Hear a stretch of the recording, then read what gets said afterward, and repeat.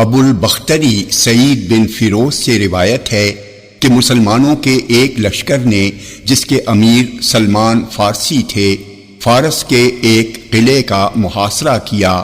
لوگوں نے کہا، ابو عبداللہ، کیا ہم ان پر حملہ نہ کر دیں؟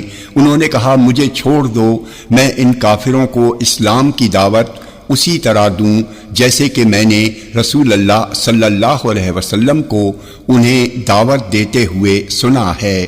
چنانچہ سلمان فارسی رضی اللہ عنہ ان کے پاس گئے اور کافروں سے کہا، میں تمہاری ہی قوم فارس کا رہنے والا ایک آدمی ہوں، تم دیکھ رہے ہو عرب میری اطاعت کرتے ہیں، اگر تم اسلام قبول کرو گے تو تمہارے لیے وہی حقوق ہوں گے جو ہمارے لیے ہیں، اور تمہارے اوپر وہی ذمہ داریاں عائد ہوں گی جو ہمارے اوپر ہیں، اور اگر تم اپنے دین ہی پر قائم رہنا چاہتے ہو تو ہم اسی پر تم کو چھوڑ دیں گے، اور تم ذلیل و خوار ہو کر اپنے ہاتھ سے جزیہ ادا کرو گے۔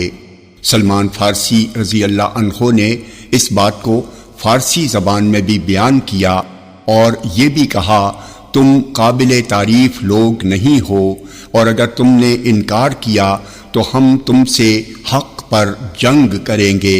ان لوگوں نے جواب دیا، ہم وہ نہیں ہیں کہ جزیہ دیں، بلکہ تم سے جنگ کریں گے۔ مسلمانوں نے کہا، ابو عبداللہ، کیا ہم ان پر حملہ نہ کر دیں؟ انہوں نے کہا، نہیں۔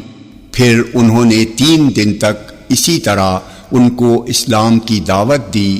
پھر مسلمانوں سے کہا، ان پر حملہ کر دو۔ ہم لوگوں نے ان پر حملہ کیا اور اس قلعے کو فتح کر لیا۔